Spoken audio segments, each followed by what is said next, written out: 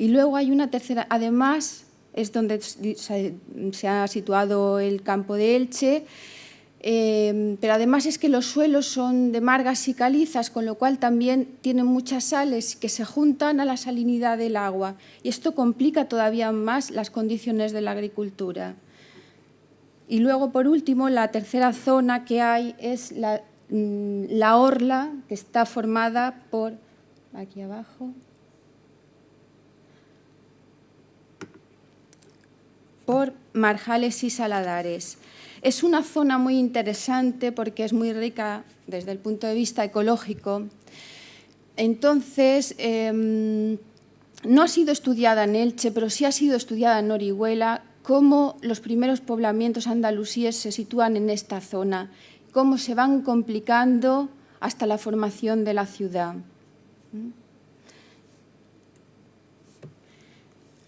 Este otro mapa de curvas de nivel recoge lo mismo que hemos visto anteriormente y quiero que veáis aquí las mismas tres zonas. Entonces, supongamos que tenemos que hacer el diseño de la acequia mayor.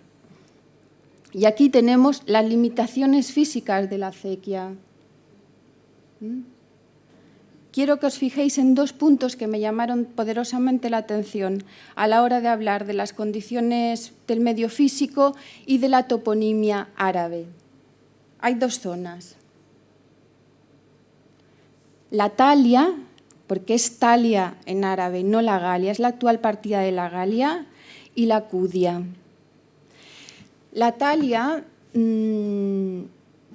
significa atalaya en singular en árabe, pero además también significa un lugar elevado. Y es curioso porque este mismo topónimo aparece en Crevillente, justo situado encima del Canat, que era el sistema de riego de Crevillente, como en una posición de controlar todo el riego. Y es probable que aquí tuviera el mismo significado.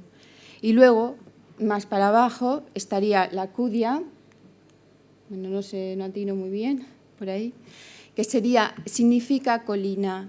De norte a sur, la acequia mayor tiene los límites entre dos puntos elevados, el resto se extiende en llano. Y ahora, a ambos lados, las limitaciones físicas son, bueno, por un lado el río Vinalopó, que es de donde toma el agua, por supuesto, y por otro lado es el barranco de San Antón. Lógicamente, una acequia que se rige por el principio de gravedad no puede cruzar un barranco. Más hacia abajo, pues sí que se extienden más las acequias de abajo.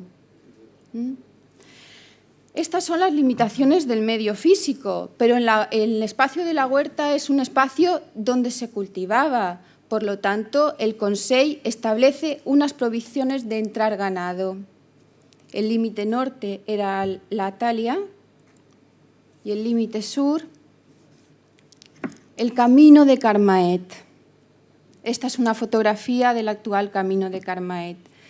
Carmaet, que en la toponimia, en la primera documentación medieval, viene como Carmaadet, es decir, en árabe, la viña del herrero. El camino de la viña del herrero era el límite sur de la huerta. Baltasar Ortiz, en su libro La claridad de la acequia, también nos habla de que efectivamente aquí existía una parada de las herrerías.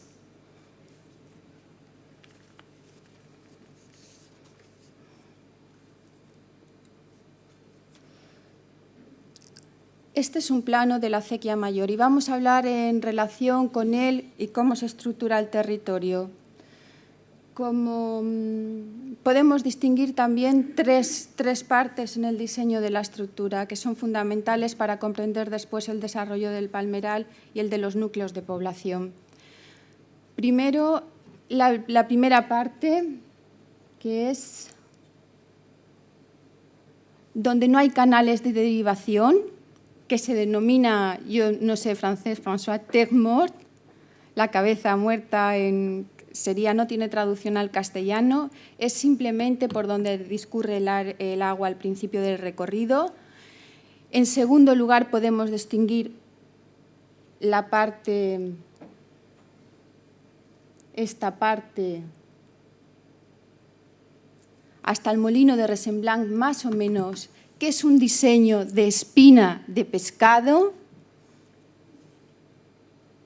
y la parte sur, por debajo del molino de Resemblán, que es un diseño en abanico. Voy a dibujarlo un momento. ¿Está enchufado? Sí.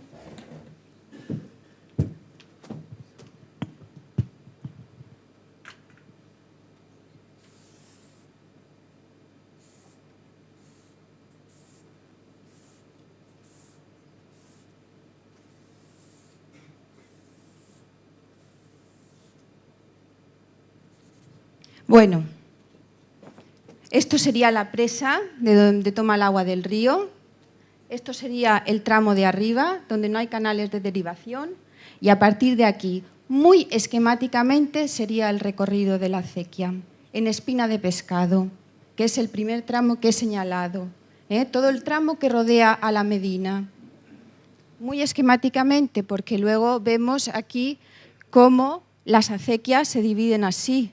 Bueno, por el norte no hay a este lado, unas más largas y unas más cortas, que esto también era normal, es así más o menos. Estas son las curvas de nivel y, por tanto, la acequia baja por el principio de gravedad. Lleva agua hasta un punto concreto. ¿Qué pasa? Las alquerías se sitúan o al final o sobre la acequia, porque así controlaban todo el espacio irrigado. Las ampliaciones son muy difíciles, pero no las transformaciones.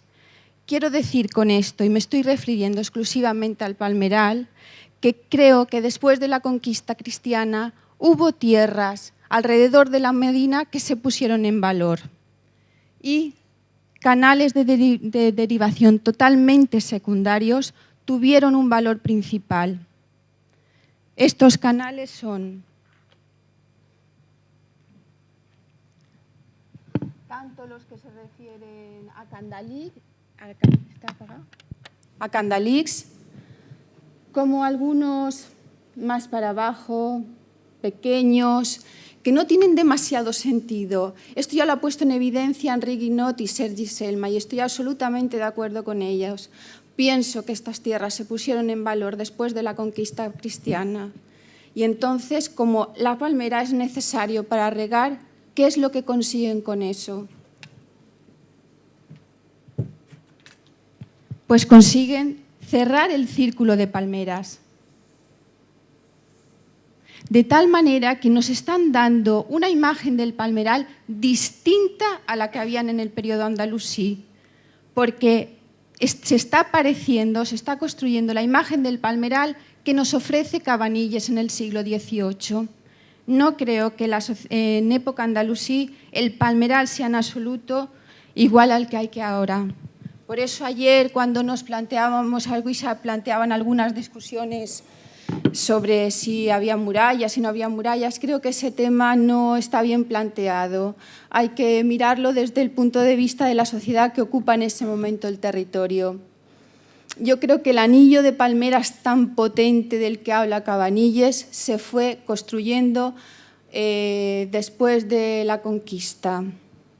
Lo que pasa que efectivamente el palmeral es un elemento tan potente a la vista que todos los viajeros han hablado de él y creemos que la imagen es siempre la misma, pero no creo que fuera así. Las transformaciones se suceden constantemente. El último, bueno...